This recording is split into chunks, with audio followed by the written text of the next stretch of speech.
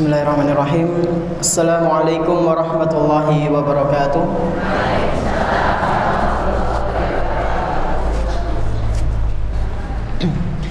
Alhamdulillahirabbil alamin wassalatu wassalamu ala nabiyyina Muhammadin wa ala alihi wa ashabihi wa man tabi'ahum bi ihsanin ila yaumiddin. Asyhadu an la ilaha illallah wahdahu la syarika lah wa asyhadu anna Muhammadan abduhu wa rasuluhu la nabiyya ba'dah. Alhamdulillah, segala puji hanya milik Allah Subhanahu wa taala, di mana Dia telah memberikan kepada kita semuanya nikmat yang begitu banyak. Dan di antara kenikmatan-kenikmatan yang telah Allah Subhanahu wa taala berikan kepada kita, yaitu berupa nikmat iman, nikmat Islam, nikmat sehat, nikmat kita bisa menghadiri majelis ta'lim di salah satu rumah-rumah Allah Subhanahu wa taala yang kita cintai ini.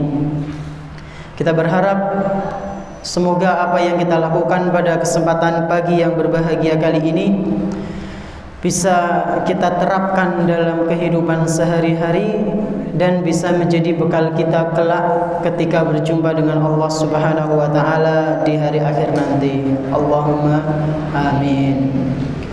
Salawat beserta salam semoga senantiasa tercurah limpahkan kepada Nabi kita yang tercinta, Nabi Muhammad sallallahu alaihi wasallam, beserta para keluarganya, para sahabatnya dan umatnya yang senantiasa mengikuti sunnah-sunnah beliau hingga hari akhir nanti. Bapak-bapak dan ibu-ibu serta jamaah pengajian Ahad pagi yang semoga senantiasa dimuliakan oleh Allah Subhanahu wa taala.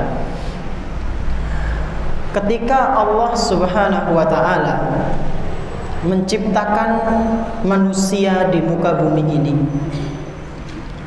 apakah kemudian manusia yang Allah Subhanahu wa taala ciptakan itu dibiarkan begitu saja, Pak, Bu? Dibiarkan apa pembuatan kita sama Allah? Tidak. Ya. Kita diperhatikan oleh Allah Subhanahu wa taala. Kita diawasi oleh Allah Subhanahu wa taala. Dan beradanya kita di muka bumi ini, Pak, Bu, ada tujuannya, ada maksudnya. Kenapa kok Allah Subhanahu wa taala ciptakan kita di muka bumi ini? Karena ada maksud, ada tujuan tertentu, dan itu adalah kehendak dari Allah Subhanahu wa taala. Dalil yang menunjukkan bahwasanya Allah Subhanahu wa taala ketika menciptakan kita di muka bumi ini, kemudian Allah tidak membiarkan, ada tanggung jawab. Manusia itu diberikan tanggung jawab oleh Allah Subhanahu wa taala. Dalilnya adalah dalam Al-Qur'an surat Al-Mu'minun ayat 115. Di situ Allah Subhanahu wa taala berfirman, "Afahasibtum annama khalaqnakum 'abasa?" Apakah kalian mengira bahwasanya kalian diciptakan oleh kami, kalian diciptakan oleh Allah Subhanahu wa taala, kemudian kami biarkan begitu saja? Lalu kata Allah Subhanahu wa taala, "Wa annakum ilaina la turja'un." Dan apakah kalian mengira juga bahwasanya kalian ketika diciptakan oleh Allah di muka bumi ini, kalian enggak akan kembali kepada kami? Ya. Ini adalah pertanyaan yang tidak butuh jawaban.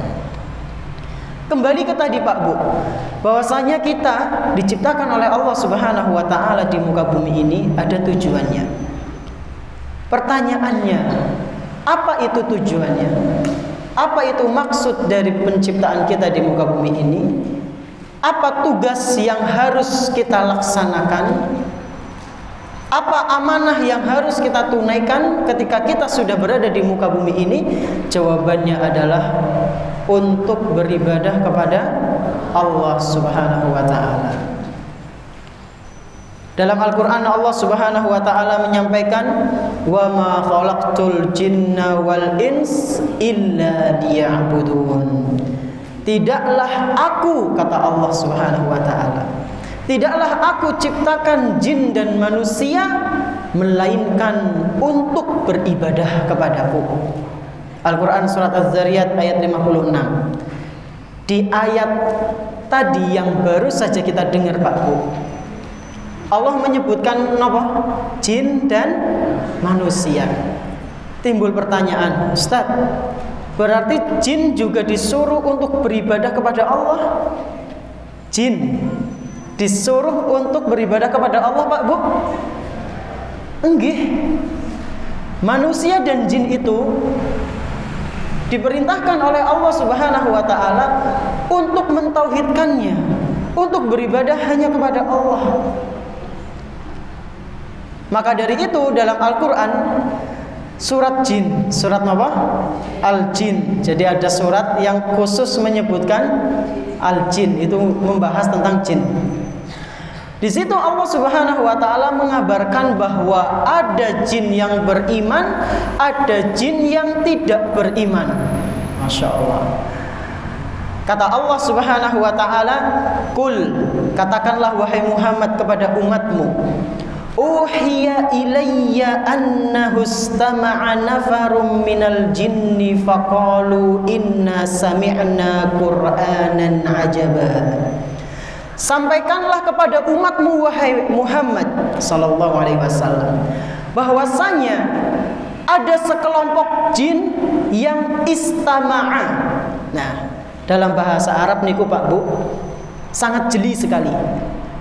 Orang yang hanya mendengar sama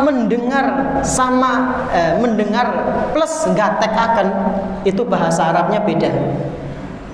Kalau cuma mendengar itu sami'ah, mendengar. Tapi kalau istama'a itu mendengar plus gatekna banget. Nah, ini dalam Al-Quran pakai kata istama'a.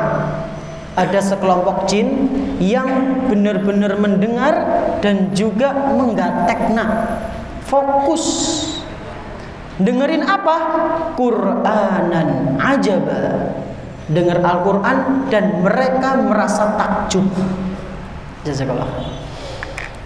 Jadi ada sekelompok jin yang dengerin Al-Quran dan mereka merasa takjub Pak Bu. Lalu apa kata Allah Subhanahu wa ta'ala? Yahdi ilar rusydi fa'amanna bih. Allah menceritakan sebagian jin itu ketika mendengar Al-Quran, mereka mengakui bahwasanya Al-Quran ini memberikan petunjuk jalan yang lurus. Lalu ada di antara mereka yang beriman, fa'amanna bih, dan kami pun beriman kepada Allah Subhanahu wa taala, kepada Al-Qur'an yang diturunkan oleh Allah kepada Nabi Muhammad sallallahu alaihi wasallam. Lalu kata Allah Subhanahu wa taala, walan nusyrika bi rabbina ahada. Para jin itu yang mendengar Al-Quran, mereka mengatakan, dan kami tidak akan pernah mempersekutukan Allah Subhanahu wa ta'ala. Jadi benar Pak Bu, ada sebagian jin yang durhaka, tapi ada juga jin yang beriman. Ini dalam Al-Quran surat Al-Jin ayat 1-2. Nah, jamaah rahimani wa rahimakumullah, setelah kita mengetahui bahwa kita diciptakan di muka bumi ini ada tujuan yang harus kita laksanakan, yang kita emban dan kita tunaikan sampai akhir hayat nanti, yaitu beribadah, mentauhidkan Allah Subhanahu wa ta'ala, maka langkah berikutnya setelah kita tahu kita itu diperintahkan untuk beribadah kepada Allah, langkah berikutnya yang harus dilakukan agar kita bisa menjalankan tugas utama kita dengan baik, yaitu dengan menanamkan 6 hal yang akan kita bahas di dalam jiwa kita. Menanamkan berapa hal? 6 hal atau 6 poin atau 6 perkara di dalam jiwa kita. Supaya apa? Supaya kita lebih mudah untuk mengamalkan ajaran-ajaran Islam dan tidak goyah ketika ada syubhat-syubhat, hal-hal rancu, hal-hal aneh yang coba merusak akidah kita. 6 hal ini sangat penting. 6 hal ini sangat penting. Apa saja itu? Beriman kepada Allah, terus beriman kepada malaikat, kemudian kitab-kitabnya, rasulnya, hari akhir, dan qada dan qadar, takdir yang baik maupun yang menurut kita kurang baik, alias yang disebut dengan apa? Rukun iman apa Islam? Iman. Biasanya orang sing keliru. Rukun iman ada berapa? 5. Ya, biasanya ada yang keliru. 5 temenan, 5 apa 7? 7 Ustaz. 7. Alhamdulillah di sini nggak ada yang keliru ya. Nah, inilah yang harus kita tanamkan dalam jiwa kita, Pak. Yang pertama adalah beriman kepada Allah Subhanahu wa taala. Beriman kepada Allah Subhanahu wa taala. Bagaimana bentuk beriman kepada Allah? Yaitu meyakini dengan seyakin-yakinnya bahwasanya Allah Subhanahu wa taala itu ada. Meyakini pula bahwa Allah Subhanahu wa taala itulah yang menciptakan, yang menghidupkan, mematikan, memberi rizki, dan mengatur alam semesta ini. Selain itu, kita juga harus yakin, beriman Allah Subhanahu wa taala memiliki nama-nama yang husna. Siapa yang bisa mengulang, Pak Bu? Angkat tangan coba. Enggak pakai lihat tulisan. Bentuk beriman kepada Allah itu bagaimana? Saya kasih buku nih. Biasa kalau saya hadiahnya buku nih. Sinten siapa yang sakit? Sinten sing sakit? Monggo. Angkat tangan, Pak. Ada enggak? Saya ulang ya. Bentuk beriman kepada Allah Subhanahu wa taala adalah meyakini seyakin-yakinnya Allah Subhanahu wa taala itu ada.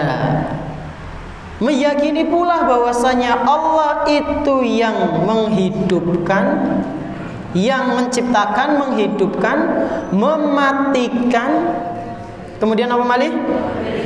Memberi rezeki, mengatur alam semesta ini, dan Allah memiliki asmaul husna. Ada yang mau nyoba? Monggo niki wonten.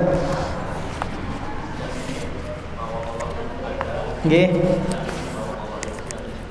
Masya Allah.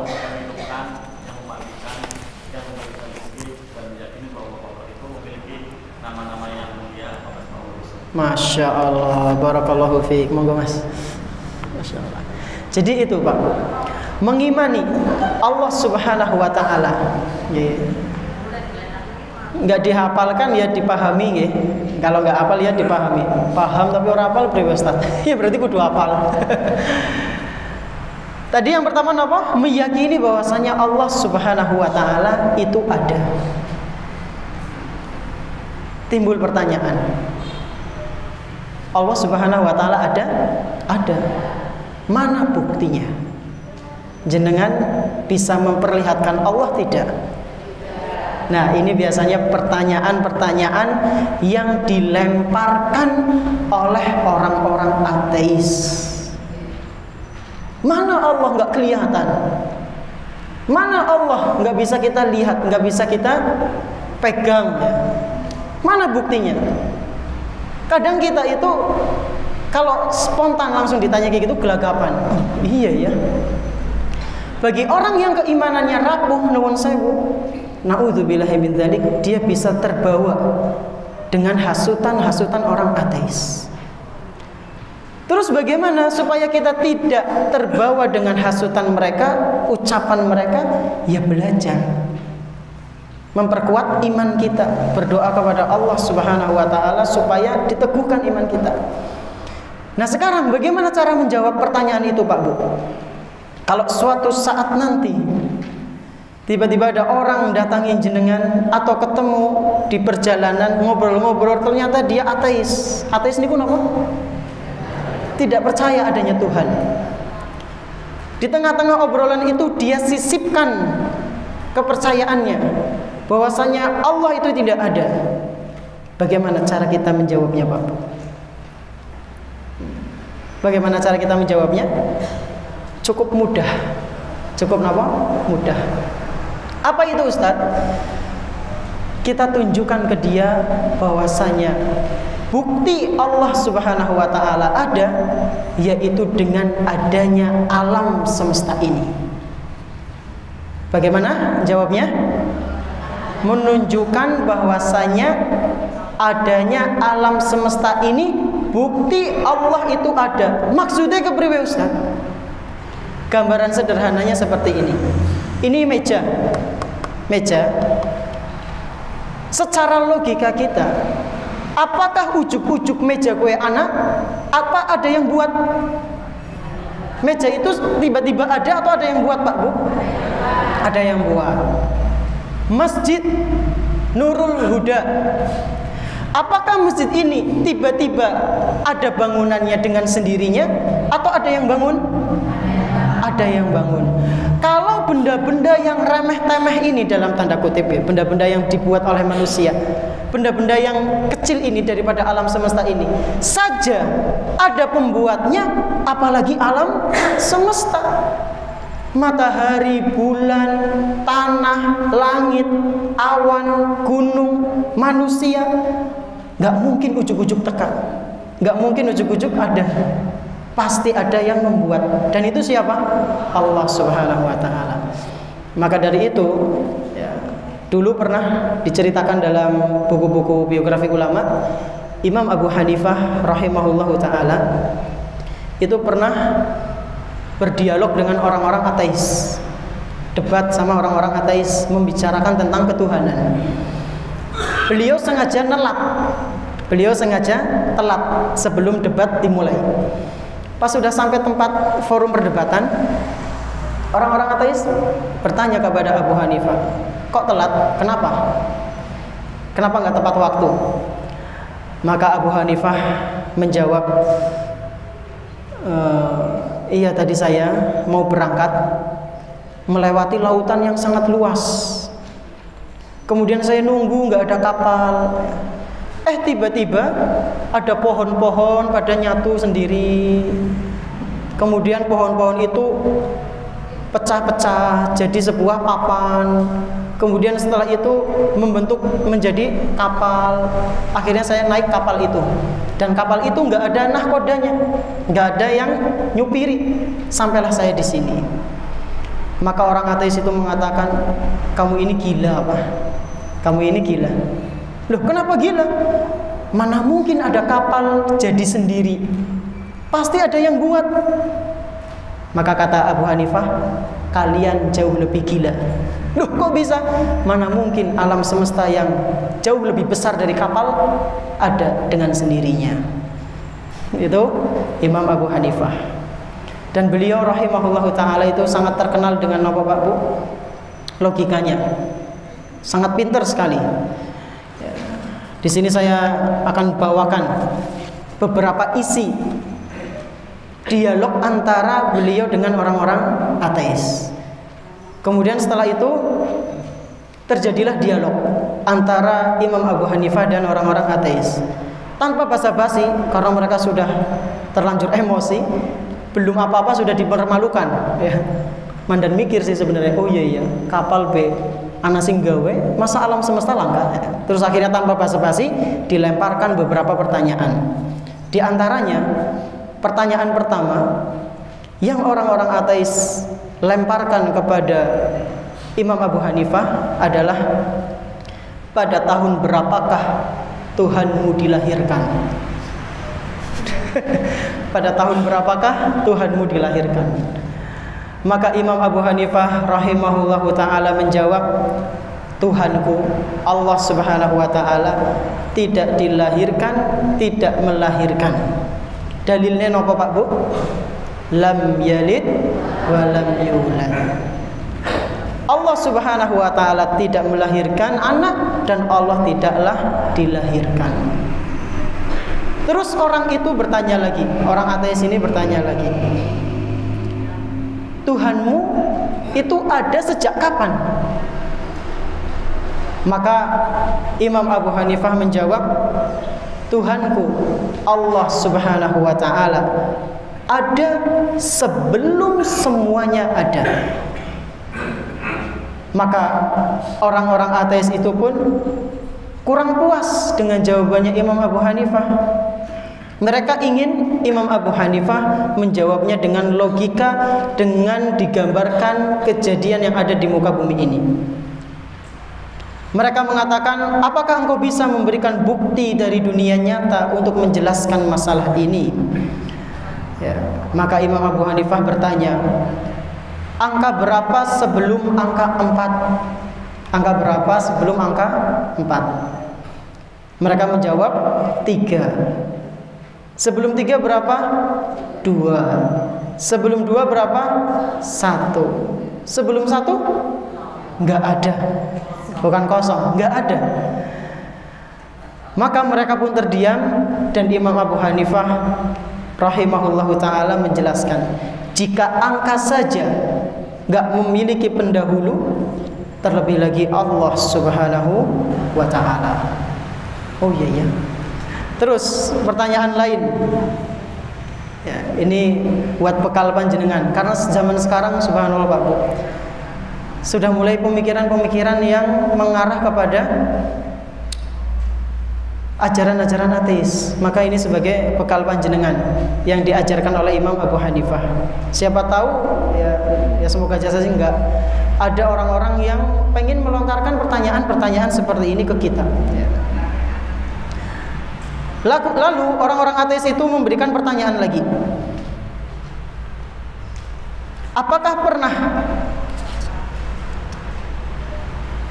orang-orang ateis itu mengatakan, jelaskan hakikat Tuhanmu Allah subhanahu wa ta'ala itu bagaimana?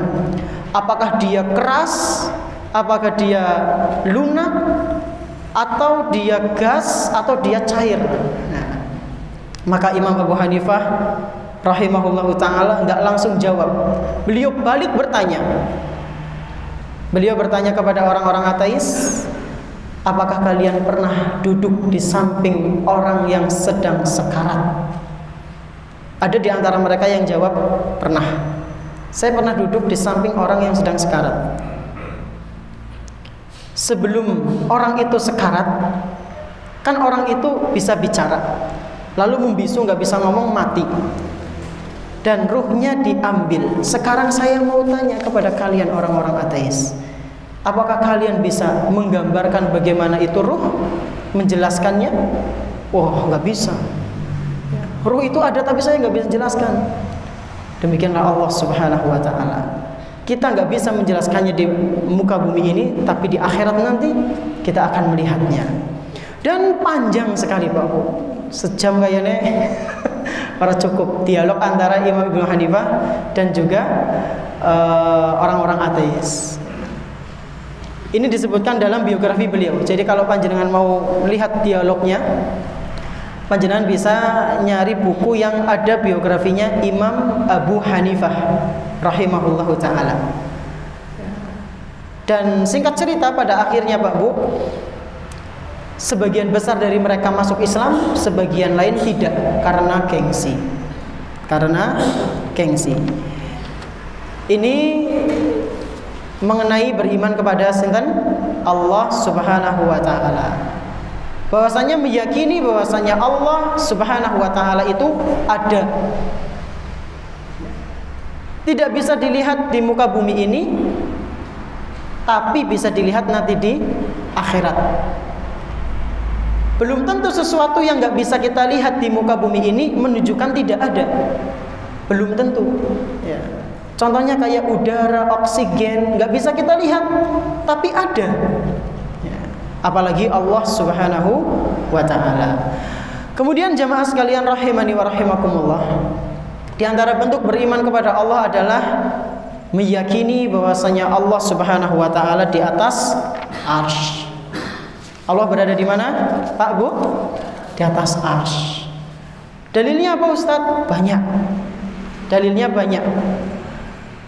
Dalil yang menunjukkan bahwasanya Allah Subhanahu wa Ta'ala itu ada di atas banyak. Dari dalil Al-Quran, hadis, ijma' para ulama salaf, maksudnya para sahabat ya. Rasulullah SAW kan memiliki para sahabat. Nah, sahabat-sahabatnya Rasulullah itu sepakat Allah itu berada di atas arsy. Dalil akal kita pun nerima, fitrah kita juga nerima. Dalil dari Al-Quran, contohnya apa? Contohnya firman Allah Subhanahu wa Ta'ala di surat Toha ayat ke-5. Allah Subhanahu wa Ta'ala berfirman, Ar-Rahmanu 'alal 'arsyistawa. Allah Subhanahu wa Ta'ala zat yang maha pengasih, Allah Subhanahu wa Ta'ala berada di atas arsy. Ini dalil dari Al-Quran. Dalil dari hadis banyak. Di antaranya ketika Rasulullah SAW bertanya kepada seorang budak wanita, Ainallah, Allah di mana? Fis sama, ada di langit. Lalu Rasulullah SAW memerintahkan budak itu kepada majikannya, kepada para sahabatnya untuk memerdekakan budak tersebut. Ini dari hadis. Para sahabat pun, sahabat Nabi SAW, mereka sepakat Pak Bu, Allah itu berada di atas arsy. Fitrah kita kalau berdoa itu mengadahkan tangannya kemana? Ke atas. Dan kita kadang ya sekali-kali ke atas, lihat ke atas, ya Allah, ya Allah. Fitrah kita mengatakan Allah Subhanahu wa Ta'ala di atas. Jadi bentuk beriman kepada Allah Subhanahu wa Ta'ala adalah meyakini bahwasanya Allah Tabaraka wa Ta'ala itu berada di atas arsy. Ini Allah Subhanahu wa Ta'ala itu ada. Kemudian yang kedua apa tadi? Meyakini bahwasanya Allah menciptakan, menghidupkan dan mematikan. Dalil yang menunjukkan bahwasanya Allah Subhanahu wa Ta'ala itu menghidupkan ada dalam Al-Quran surat Al-Jasiyah. Ada di dalam surat Al-Jasiyah ayat ke-26. Di situ Allah Subhanahu wa Ta'ala berfirman, Qulillahu yuhyikum summa yumitukum summa yajma'ukum ila yaumil qiyamati la raiba fi. Kabarkanlah kepada umatmu wahai Muhammad bahwasanya Allah Subhanahu wa Ta'ala yang menghidupkan kalian. Kemudian Allah Subhanahu wa Ta'ala yang mematikan kalian. Kemudian Allah menghidupkan lagi, lalu mengumpulkan kalian nanti di hari kiamat. La raiba fih, gak ada keraguan di dalamnya. Jadi aslinya kita itu belum ada Pak Bu. Kemudian sama Allah Subhanahu wa Ta'ala diadakan. Setelah kita ada ini di alam dunia, nanti kita pasti akan mati. Setelah kita mati, nanti Allah Subhanahu wa Ta'ala akan hidupkan kita lagi di hari kiamat. Akan dimintai pertanggungjawaban satu persatu. Ini dalil yang menunjukkan bahwasanya Allah Subhanahu wa Ta'ala itu yang menghidupkan. Kemudian tadi yang terakhir, Allah Subhanahu wa Ta'ala memiliki nama-nama dan sifat-sifat yang mulia. Dalilnya apa Ustaz? Dalam Al-Quran surat Al-A'raf ayat 180. Surat apa? Al-A'raf ayat 180. Allah Subhanahu wa Ta'ala berfirman, Walillahil asma'ul husna. Hanya milik Allah lah al-asma'ul husna, nama-nama yang mulia. fad'uuhu biha. Maka dari itu berdoalah kalian kepada Allah Subhanahu wa taala dengan nama-namanya itu. Jadi Pak Bu, dari dalil ini sebagian ulama menjelaskan kalau kita mau berdoa sebisa mungkin diawali dengan Asmaul Husna. Dan nama-nama yang kita sebutkan, nama-nama Allah itu yang sesuai dengan hajat kita kalau bisa. Kalau bisa. Misal jenengan pengen rizki yang halal, maka memanggil Allah dengan Ar-Razzaq. Ya. Kita pengen taubat, maka diawali sebelum istighfar dengan At-Tawwab, Al-Ghafurur Rahim. Begitu. Memang kenapa harus seperti itu, Ustaz? Kata para ulama, ini adalah sebab terkabulkannya doa. Jadi mustajab. Namun sayangnya di antara kita kadang berdoanya langsung, ya, langsung to the point. ya nggak apa-apa sih, nggak dilarang juga, cuma kurang beradab ya. Yang lebih parah napa? Berdoa, ya Allah, kayak biasa lah ya Allah, amin. Wonten sing kados niku? Subhanallah. Engkau maha tahu ya Allah, kayak biasa baik. Kita coba kalau minta kayak gitu ke presiden, ke orang tua, sopan enggak? Enggak sopan, Bu. Biasa, Bu. Pak, biasa lah, harus ngerti, Bu. Kurang sopan. Ini ke Allah Subhanahu wa taala. Ya, memang Allah maha tahu, tapi kita juga harus punya adab gitu. Punya adab kepada Allah tabaraka wa taala. Ini yang pertama, beriman kepada Allah Subhanahu wa taala. Kemudian yang kedua napa? Beriman kepada para malaikat. Beriman kepada para malaikat.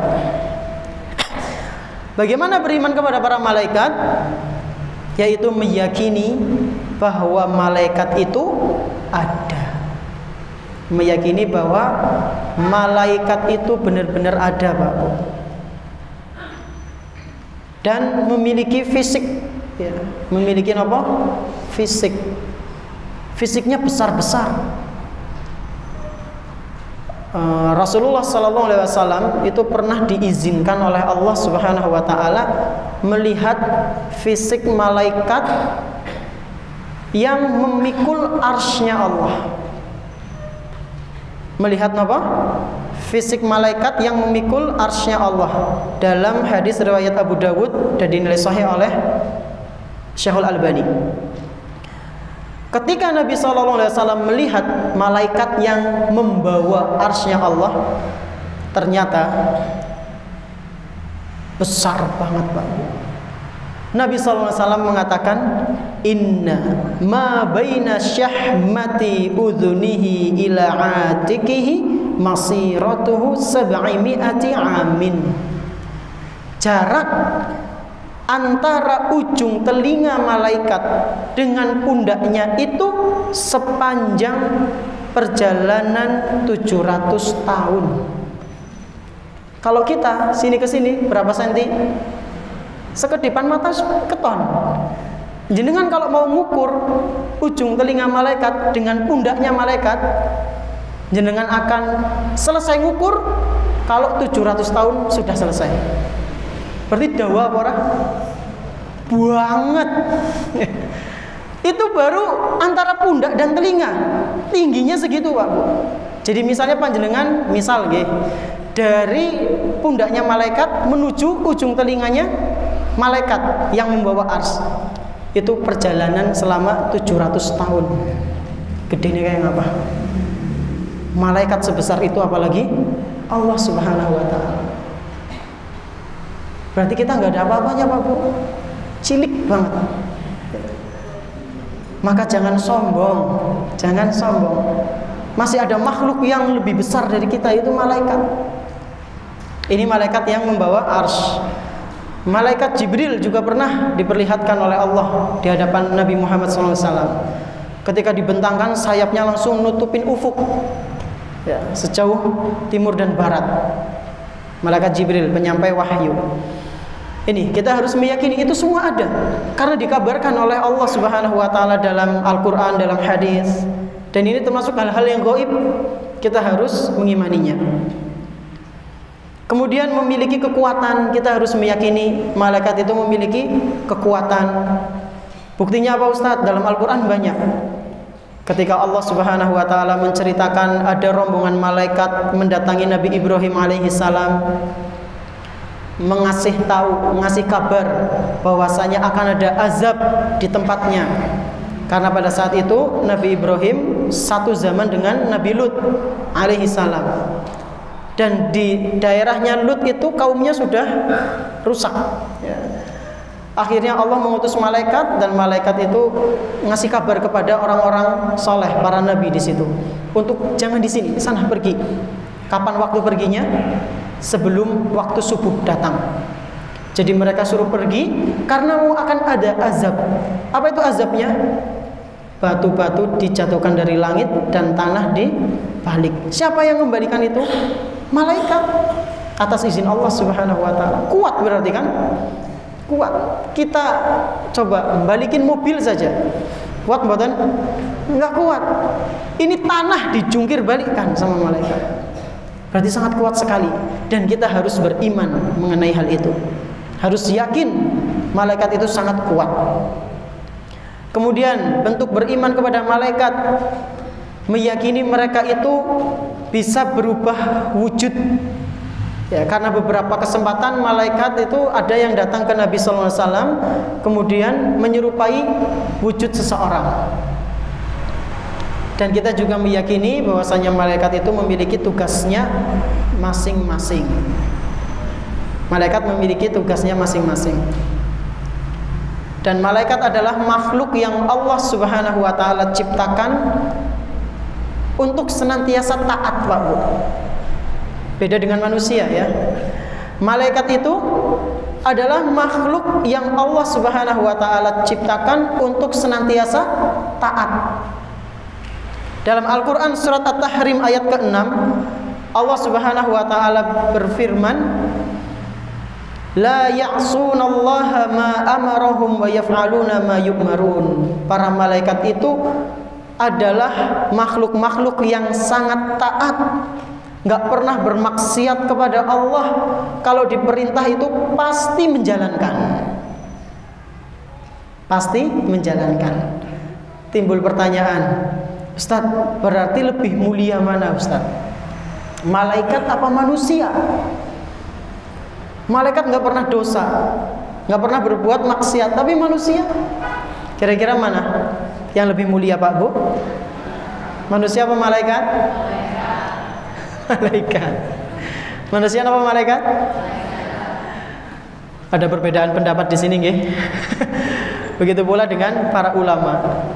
Tapi mayoritas pendapat yang lebih kuat, yang lebih utama itu adalah manusia. Kok bisa Ustadz? Ada beberapa macam alasan. Di antaranya manusia itu diberikan kehendak oleh Allah. Manusia diberikan kehendak, beda dengan malaikat. Dan sesuatu yang diberikan kehendak, yang ujiannya jauh lebih tinggi, biasanya itu yang lebih mulia. Itu yang pertama. Yang kedua, makhluk yang disuruh sujud ke manusia, ya malaikat. Allah Subhanahu wa ta'ala memerintahkan kepada para malaikat untuk sujud ke siapa, Pak Bu? Manusia, sebagai penghormatan. Ini menunjukkan bahwasanya manusia itu lebih mulia. Iblis kepada Ustaz, iblis bangkang, ya.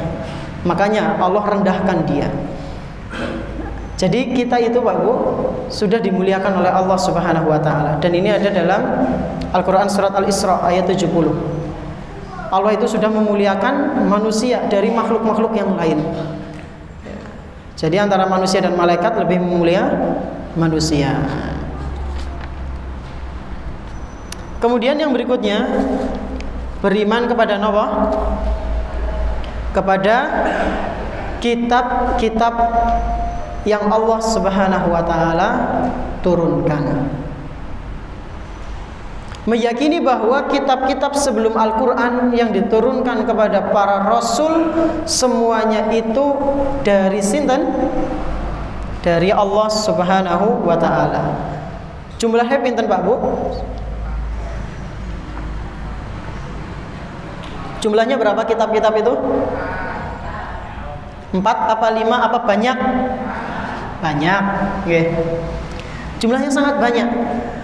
Rasul yang pertama niku sinten? Nabi Nuh alaihi salam. Nabi yang pertama Nabi Adam alaihi salam. Dari Nabi Nuh sampai Nabi Muhammad sallallahu alaihi wasallam itu ada sebagian ulama yang menyebutkan rasulnya berjumlah 300-an. Berarti akeh napa sedikit? Banyak, Pak. Rasul jumlahnya itu sangat banyak, sekitar 300-an lebih. Dan setiap dari mereka punya kitab suci. Adapun yang sampai ke kita itu hanya beberapa saja, seperti Suhuf Ibrahim wa Musa. Nah, ini dalam surat Al-A'la disebutkan Taurat, Injil, Zabur, dan yang terakhir apa? Al-Quran. Mengenai para rasul yang jumlahnya banyak, itu disebutkan dalam Al-Quran surat Al-Hadid, ya. Para rasul dan mereka memiliki kitab-kitab itu ada di Al-Quran surat Al-Hadid ayat ke-35. Ini yang keberapa? Ketiga. Kemudian yang keempat, beriman kepada sinten Pak Bu? Pada para rasulnya. Beriman kepada para rasulnya. Semuanya? Iya, semuanya. Karena kita diperintahkan untuk itu, beriman kepada para rasul, dari Nabi Nuh dan juga sampai ke Nabi Muhammad sallallahu alaihi wasallam. Dan di antara bentuk beriman kepada Nabi kita Muhammad sallallahu alaihi wasallam, Pak Bu, tidak sembrono mengubah-ubah ajarannya atau mengurangi atau menambahi. Apa bentuk beriman kepada Nabi Muhammad SAW? Napa? Tidak sembrono, tidak lancang, berani untuk merubah syariatnya yang beliau bawa ya, dari Allah Subhanahu wa taala, menambah-nambahi atau mengurang-urangi. Contohnya gimana Ustaz? Contoh merubah syariat. Azan tadinya asyhadu alla ilaha illallah, kemudian setelah asyhadu alla ilaha illallah ada asyhadu anna muhammadar rasulullah. Kok kita pengen merubah? Ditambahilah, dirubah, bukan ditambahi, dirubah dulu. Gimana kalau nggak cuma Muhammad saja, asyhadu anna muhammadar rasulullah, dirubah asyhadu anna muhammadan nabiyullah. Boleh tidak dirubah? Boleh mboten? Enggak boleh. Kenapa? Karena itu bukan ajaran dari Nabi sallallahu alaihi wasallam. Jadi enggak boleh kita tiba-tiba pengen bervariasi adzan, asyhadu alla ilaha illallah, asyhadu alla ilaha illallah, asyhadu anna nabiyullah, asyhadu anna muhammadan nabiyullah. Enggak boleh. Karena ini bukan ajaran dari Islam. Ini yang pertama, merubah. Menambah-nambahi. Contohnya salat ya. Salat subuh sudah jelas 2 rakaat, zuhur 4 rakaat, asar 4 rakaat, maghrib 3 rakaat, isya 4 rakaat. Kok pengen ditambah dulu ya? Ditambah. Subuh ditambah 1, zuhur ditambah 5, Masya Allah. Asar ditambah 5, maghrib ditambah jadi 4, isya ditambah jadi 5. Ini nggak boleh. Begitu pula dengan menguranginya. Contoh menambah-nambah lain, diadakannya iqomat sebelum sholat Idul Adha misalnya. Iqomat, padahal nggak ada ajarannya. Nah, ini adalah bentuk Pak Bu, kita beriman kepada Nabi sallallahu alaihi wasallam, tidak merubah, tidak mengurangi dan tidak menambah-nambah ya. Kemudian yang keberapa? Kelima, beriman kepada hari akhir. Bagaimana kita beriman kepada hari akhir? Yaitu dengan meyakini seyakin-yakinnya segala peristiwa nanti di hari akhir yang Allah Subhanahu wa taala kabarkan dalam Al-Qur'an maupun hadis-hadis Nabi sallallahu alaihi wasallam itu pasti terjadi. Dikabarkan bahwasanya nanti akan ada tiupan sangkakala, kita yakin itu pasti ada.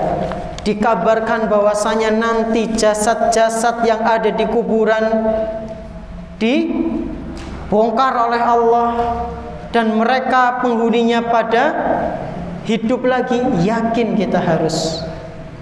Bahwasanya nanti di hari kiamat matahari akan ditegakkan, akan ada timbangan, akan ada pertanyaan-pertanyaan. Kita harus percaya dengan itu semua, Pak. Kita harus percaya dengan itu semua. Yakin bahwasanya nanti di hari kiamat ketika bumi dihancurkan, orang-orang itu akan gempoyongan seperti orang yang mabuk, padahal mereka tidak mabuk.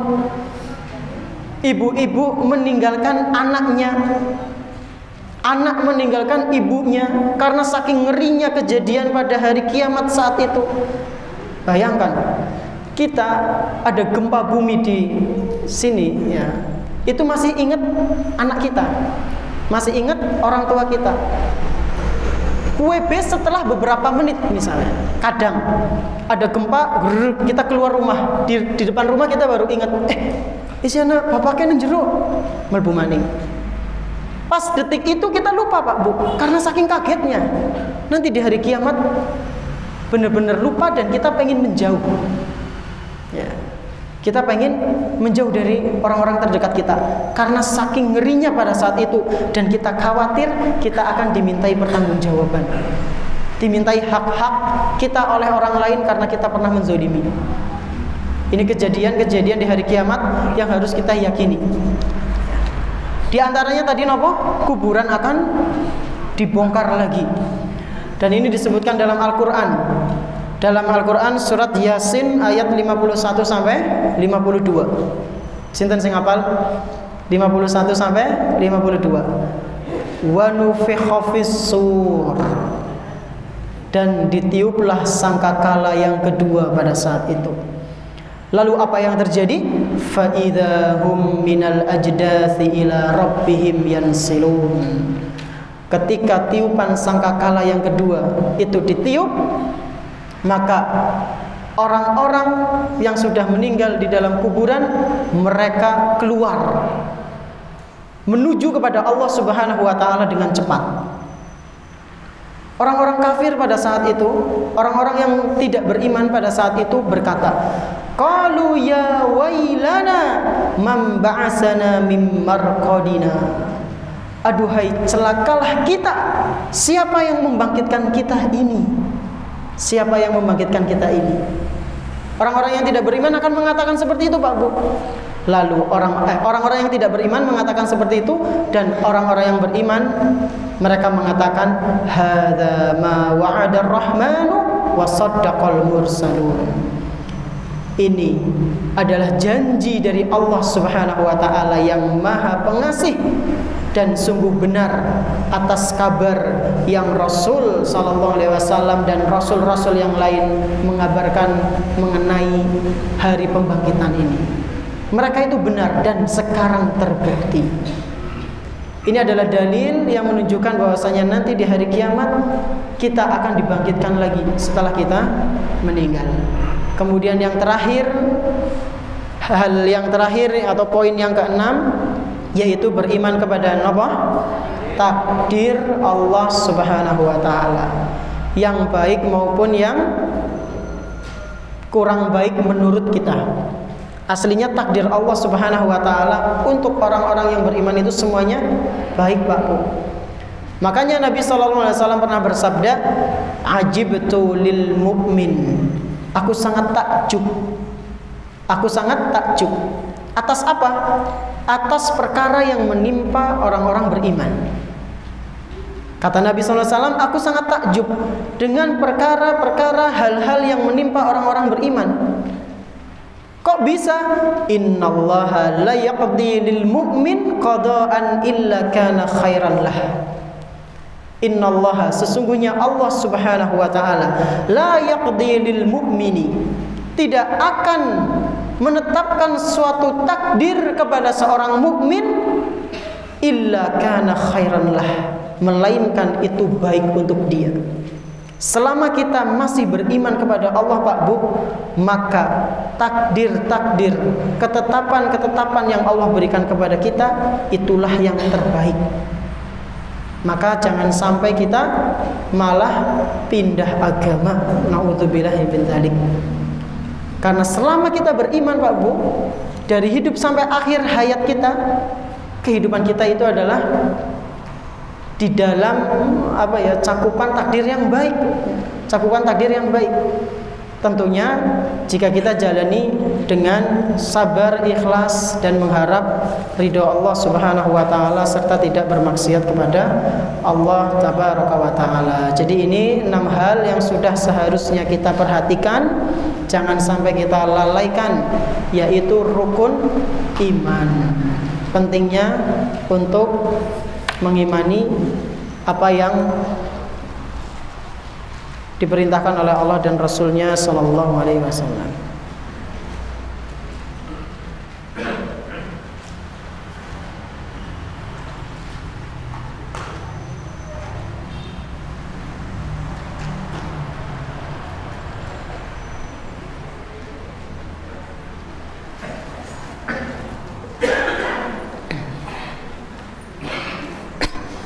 Ini ada pertanyaan.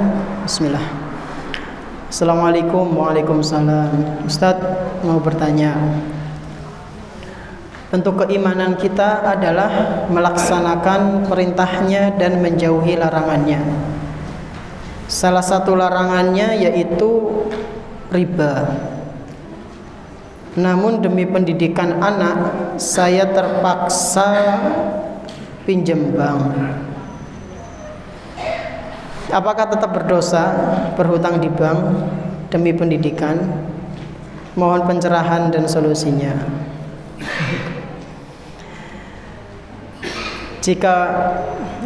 Jika pinjamnya itu ada ribanya, ya berdosa. Tapi kan demi pendidikan, Ustaz. Berarti ini main logika nggih. Jenengan nyolong duit, nggo ngapa? Nggo haji. Kan apik, Ustaz? Boleh nggak? Nggak boleh lah. Kenapa korupsi sampai miliar rupiah? Yang pengen menghajikan satu warga sekampung, tetap nggak bisa diterima yang seperti ini. Terus gimana, Ustaz, solusinya? Jenengan nyari orang yang mau ngutangi tanpa riba. Di zaman sekarang memang masih ada, Ustaz. Ada, Pak Bu. Jenengan ya, Ustaz, waduh. Saya juga ya duwe utang, ya sulit untuk ngutangin juga. Cari yang lain, ya. Berdoa sama Allah Subhanahu wa taala, insyaallah Allah akan hantarkan panjenengan ke orang-orang yang mau menghutangi tanpa adanya riba. Dan itu pernah saya alami, Pak Bu. Saya pernah alami. Saya pernah berhutang ya cukup besar. Tapi orang gede-gede banget. Alhamdulillah yang saya hutangi itu tidak mengharapkan ya riba-riba itu, enggak. Masya Allah. Jadi benar-benar bayarnya itu asli itu. Ya. Cuma ya harusnya tepat waktu lah, tepat waktu. Kalaupun nggak tepat waktu ya minta maaf. Jadi yang ana ingin sampaikan ya, yang saya sampaikan ke jenengan, sebisa mungkin jangan riba, Pak Bu. Nanti jenengan sendiri yang repot di dunia dan di akhirat. Ketika jenengan mau nyarutang, yang disarutang itu bukan utang jenengan, tapi nopo? Bunganya.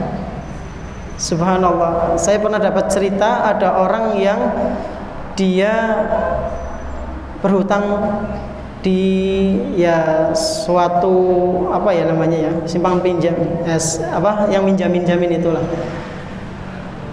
Bang apa? Koperasi itu. Nun sewu niki nun sewu. Cerita saja. Dia kerasa dia udah nyarutang bertahun-tahun Pak Bu. Kok isi ditagih terus? Maka dia tanya, loh memang duitnya sing pas kan gue nyarutang gue ngapa? Gue nyarutang bungane. Duitnya jenengan duitnya aku urung, utangnya jenengan belum disarutang. Subhanallah udah bertahun-tahun bayar. Dia kira sudah bayar nopo utangnya, tapi ternyata di catatannya bayar bunganya. Subhanallah. Ya sebisa mungkin jangan apa riba ya. Cari yang utang yang nggak ada ribanya. Mungkin ini Pak Tono ada lagi nggak? Sudah cukup? Ya, mungkin ini yang bisa kami sampaikan. Terima kasih atas perhatiannya. Mohon maaf atas segala kekurangannya. Semoga yang sedikit ini bermanfaat. Subhanakallahumma bihamdik asyhadu an la ilaha illa anta astaghfiruka wa atubu ilaik. Wassalamualaikum warahmatullahi wabarakatuh.